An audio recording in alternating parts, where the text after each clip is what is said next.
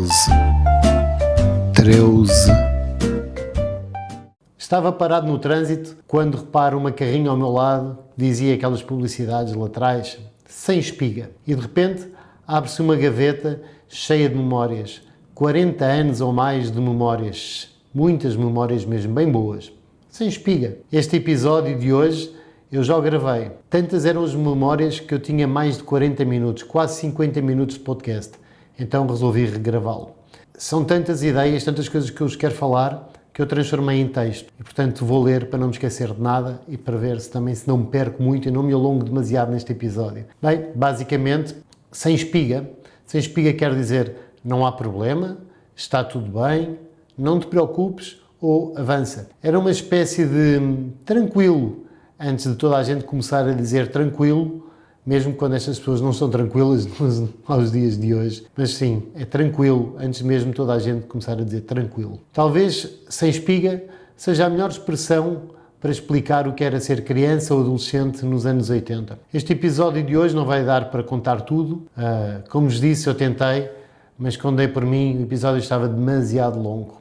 E então não dava para falar de peões que lançávamos, de X-Spectrum, de pão com manteiga e açúcar, do Júlio Isidro, dos telefonemas para o talho, enfim, muita coisa para contar e contar ao detalhe.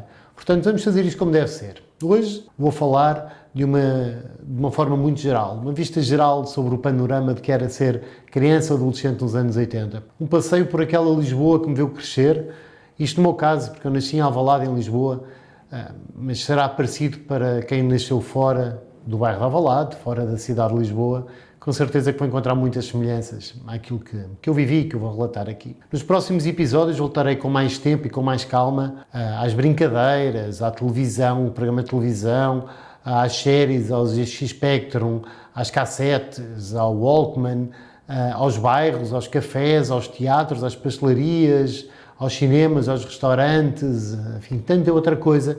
Hoje serve apenas para abrir a gaveta e deixar sair algumas coisas das nossas memórias. Não é saudosismo, é reviver, é relembrar, é contar aos mais novos. Anos 80 era liberdade. Liberdade não tem nada a ver com revoluções ou algo do género.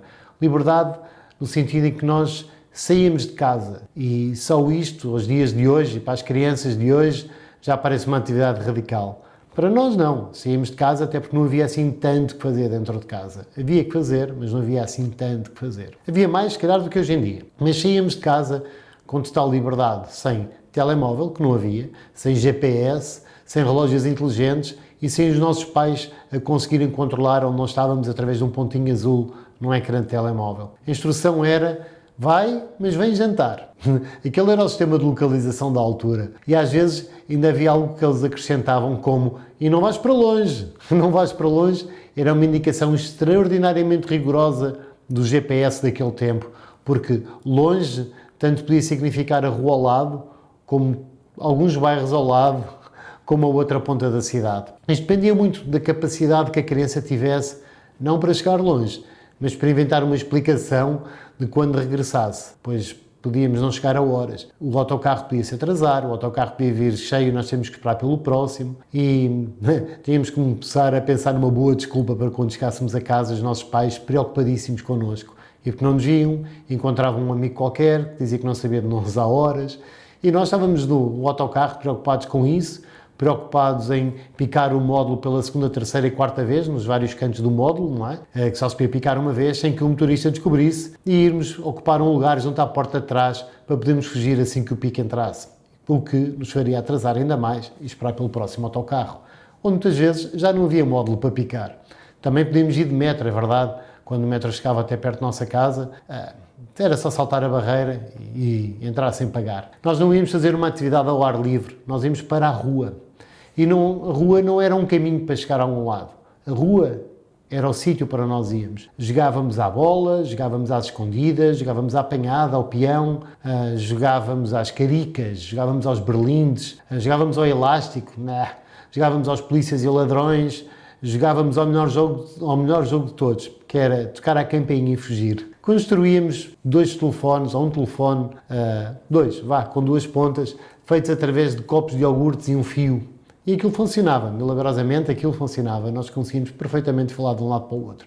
A distância também era tão curta que se não tivéssemos isso, ouvíamos à mesma. Mas com uma pequena tábua, ou 3 tábuas, com os rolamentos e um cordão, nós conseguimos transformar aquilo que seria lixo num carrinho de rolamentos, um Fórmula 1 sem travões, que o mais certo era acabar com sangue em algum lado e produtos de farmácia, mas com muitos sorrisos na cara. Às vezes, sorrisos sem dentes, mas sorrisos. De descer ruas com aqueles carrinhos, aquilo era brutal, impensável para as crianças de hoje em dia. Havia joelhos folados, havia discussões sobre golos em balizas que eram feitas com 2 pedras, ou então com os nossos casacos e as mochilas. E havia muitas discussões sobre era golo, se não era golo, e como é que resolvíamos isso. E resolvíamos, à nossa maneira, sem grupos do WhatsApp, resolvíamos. Havia sempre um VAR, que era a criança mais velha, que decidia se era golo ou não era. E havia discussões entre nós, havia mais sopapo, menos sopapo, um não gosto de ti, não brinco mais contigo, não és mais meu amigo, mas ao fim de 20 minutos estava tudo resolvido. E sobrevivemos a isso tudo. Estamos aqui, sobrevivemos a 3 meses de férias de verão. Nos próximos episódios voltamos a isto com mais calma. Está prometido. O peão que era difícil de lançar, voltaremos aos berlindes, que eram uma economia paralela, na verdade, às corridas de caricas, às pistas que fazíamos para essas corridas de caricas, aos passeios de bicicleta, saltarmos muros, invadirmos propriedades de terceiros, irmos a árvores de frutos, escolher fruta, sim, havia árvores de frutos em Lisboa. E também falávamos de outra maneira, falávamos coisas diferentes, dizíamos que as coisas eram fixes, porreiras, bacanas, às vezes eram à maneira um espetáculo, se fosse muito boa era altamente, no Porto era tótil, o que era fácil era canja, o que era grátis era a borla, se fosse outros a pagar era a pala, quem fugia dava a sola ou dava de frosques, quando se metia em problemas estava feito ao bife, quando abusava ouvia alguém dizer-me não te estiques. Quando dizia disparates, geralmente era conversa fiada. Quando queríamos mandar alguém embora, nós dizíamos para ir dar banho ao cão, mandávamos pantear macacos, dar uma volta ao bilhar grande. Quando alguém se portava mal e tinha que levar algum outro tipo de abordagem, ficava com o olho a belenenses. Era uma linguagem muito rica para uma geração que hoje em dia é acusada de não sequer saber comunicar os sentimentos. Talvez não saibamos ou não soubéssemos na altura comunicar sentimentos, é verdade, mas sabíamos com toda a propriedade mandar alguém pentear macacos. E quando não havia nenhum problema, era sem espiga. Tudo em Lisboa tinha um outro ritmo e outro encanto também. Os jardins, os lagos, os passeios, as escadas dos prédios, as ruas dos bairros pertenciam a toda a gente. Não havia um olhar de estranheza por estar ali uma pessoa. Tínhamos a Gulbenkian, Monsanto, o Jardim Zoológico, o Parque Eduardo VII e tínhamos a Feira Popular. A Feira Popular entre campos com aquelas luzes, as farturas, os cheiros das farturas, os carrinhos de choque, e aquela quantidade enorme de perigos mecânicos que hoje em dia obrigava uma comissão parlamentar de inquérito. Tínhamos a Casa dos Espelhos, que era algo mágico, e tínhamos os carrinhos de choque, que era um conceito brilhante. Os adultos colocavam as crianças dentro de carrinhos para deliberadamente andarmos a chocar uns contra os outros. Era espetacular. Hoje em dia os carros estão feitos para impedir chocar uns nos outros. Na feira popular, nós pagávamos para provocar as pessoas, para nos provocarmos uns aos outros e para brincarmos também. Digamos que era o progresso ao contrário. Dentro de casa tínhamos a televisão. A televisão tinha 2 canais. 2 canais. Hoje temos centenas de canais, temos várias plataformas e passamos 40 minutos a escolher ou decidir o que é que vamos ver, às vezes sem grande sucesso. Nos anos 80, se não gostássemos de um canal, passávamos para o outro. E se não gostássemos do que estava a dar no outro, tínhamos que ficar a ver uma dessas coisas à espera que começasse o programa que nós queríamos ver. Sim, era assim e era duríssimo. Mas havia programas que cativavam toda a gente. Passeio dos Alegres, Tal Canal, 1, 2, 3, Hermanias também, o Festival da Canção, que era uma coisa a sério. Tínhamos desenhos animados, muitos, vou só referir aqui alguns, como D'Artacão, Abelha Maia, Heidi, Marco, Era Uma Vez, tinha uma vez o Homem e outros. E eram desenhos animados que nos ensinavam e educavam sem ser lavagens ao cérebro, nem ter conteúdos ideológicos destes hoje em dia, que não interessam absolutamente a ninguém. Havia séries pelas quais nós esperávamos toda a semana e ao fim de esperámos uma semana, os nossos pais diziam que tínhamos que ir à casa de uns amigos deles. E rezávamos para que houvesse uma televisão ligada para podermos ver essa série. Senão, perdíamos e tínhamos que ficar à espera que os amigos contassem na escola e nós ficávamos ali atentos, a ouvir como se não tivéssemos importado de ter perdido esse episódio. E lá ficávamos mais uma semana. Em vez de uma, eram 2 semanas na expectativa de ver o próximo episódio. Séries como Dallas, como A Fama, O Justiceiro, MacGyver, os A-Team, Alf, Espaço 1999, Galáctica e por aí fora, tantas outras. Se perdêssemos, tínhamos perdido. Não havia box, streaming, ver do início, gravações automáticas, nada disso. Ouvíamos ou perdíamos. A não ser mais tarde, quando chegaram os vídeos, os Betamax, os VHS e podíamos gravar o que queríamos. Na escola, ouvíamos os colegas contar uns aos outros como tinha sido e como tinham gostado e era divertido. Tínhamos os Jogos Sem Fronteiras, que era brutal. Enfim, ouvíamos tanta coisa. O Justiceiro era um carro que falava, o MacGyver era um tipo que resolvia qualquer coisa com o seu canivete e construía o que quer que fosse com pastilha elástica e papel de alumínio. Os A-Team disparavam tiros por todo o lado, não acertavam ninguém morria, nem sequer ficavam feridos. Milagrosamente isso acontecia e eles conseguiam parar os maus da fita. Tínhamos o Chanquete, que tantos traumas nos causou, ou tanta gente causou, naquela série espanhola fantástica chamada O Verão Azul, série de encanto. Depois apareceu o ZX Spectrum, também o Commodore Amiga, o Amstrad. Com o ZX Spectrum era um pequeno computador 48K, imaginem, com teclas de borracha e que traziam jogos fantásticos, como Manic Miner, o Match Day, Bomb Jack, por aí fora, tanta coisa. Escrevíamos load, aspas, carregávamos no Enter e esperávamos que o jogo carregasse. Demorava minutos e minutos, fazia um ruído semelhante a uma máquina industrial.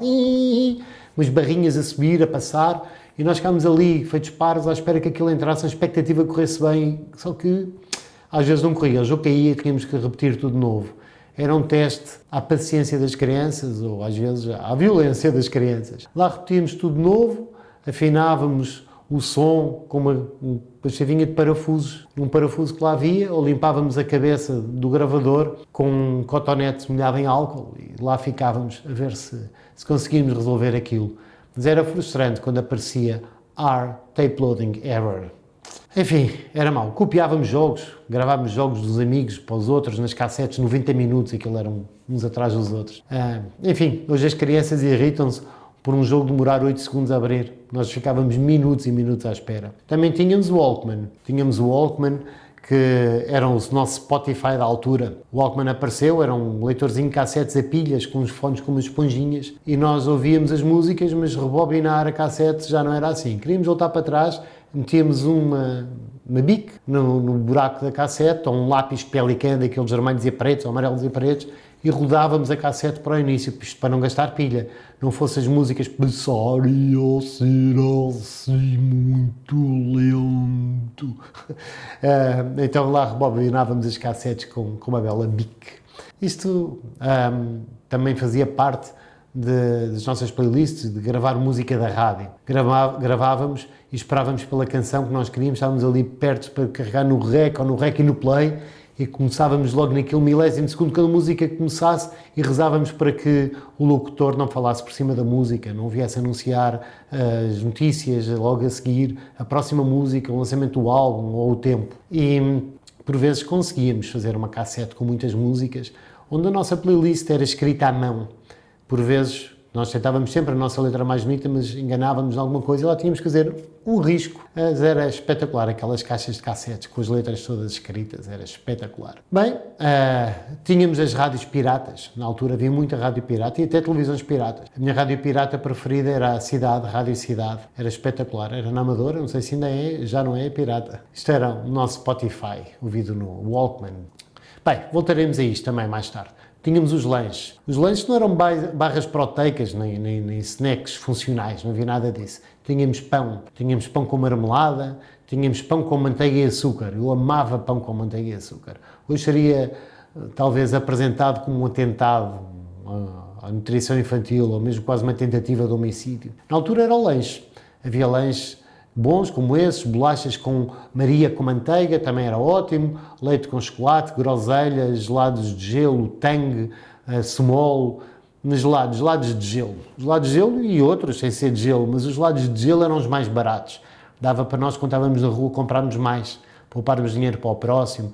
e eram boas, eram água, ajudavam a tirar a sede naqueles primeiros minutos, logo a seguir voltávamos a ter mais sede ainda, a ter tanta sede ou mais ainda. E os mais caros ficávamos para contávamos com os pais ou os avós e lá nos pedíamos os gelados. Eu sou de Alvalade, cresci em Alvalade e há uma Lisboa muito concreta para mim, que falarei nos próximos episódios, que era Alvalade com a Biarritz, com a Carcassonne, o Vavá, Nova Bagdá, por aí fora, essas pastelarias, com os bolos típicos da altura, os xadrez, os guardanapos que eu amava, as bolas de Berlim, tanta coisa, os cigarros de chocolate, tanta coisa boa. Adorava em Alvalade ir ao AC Santos, ir ao Centro Comercial de Alvalade, onde nós conhecíamos as pessoas das lojas pelos nomes, eram os donos que lá estavam, não eram empregados, estavam lá 3 meses. Eu adorava frequentar as lojas, ir ver as lojas dos discos, das roupas de desporto, dos animais, aqueles animais que não podíamos ter em casa, víamos lá. Íamos aos cinemas também. Mais tarde não era Alvalade, já ia até ao Moreiras, por exemplo. E tínhamos os cinemas, que não eram meras salas numeradas e centros comerciais, eram cinemas a sério, como o Alvalade, o Londres, o Monumental, o Quarteto, o Conde, por aí fora, o Império, e cada um tinha a sua fachada, cada um era mais bonito que o outro, uma plateia, um balcão, uma entidade própria, um cheiro próprio, e no meio dos filmes havia um intervalo. Havia um intervalo, as luzes acendiam-se, as pessoas saíam, iam fumar, iam à casa de banho, iam comer, e esperávamos para que o filme aparecesse. E demorava muito a chegar a Portugal, demorava muito, era uma emoção ir ao cinema, ir aos teatros, como a Maria Matos, o Vilarei, tantos outros que abordaremos mais tarde. E os restaurantes onde nós íamos, com mais glamour, menos glamour, tantos que também irei abordar, onde nos perguntavam, então o menino, não come? Claro que come, o menino comia como se não houvesse amanhã, então batatas fritas, um small, quem não gostava? Íamos ao cinema, íamos ao teatro, íamos aos restaurantes com roupa de sair. Sim, nós tínhamos roupa de sair. Tínhamos a roupa de brincar, a roupa do colégio, e a roupa de sair não era para brincar, nem para ir para a escola. Não se sujava, era a roupa para ir sair. Para ir aos restaurantes, ir aos batizados, irmos à casa dos amigos dos pais. Depois tínhamos o telefone em casa. O telefone era de discar números e era caro. Havia até quem pusesse cadeados para não se poder marcar os números para controlar quem telefonava, não telefonava, quem controlasse as contas, os impulsos que eram gastos em cada telefonema e o telefone ficava numa zona central para que fosse fácil atender, às vezes havia segundas extensões e havia sempre quem falasse com cuidado, quase em código para não levantar suspeitas. Que género, então e aquilo? Oh, sim.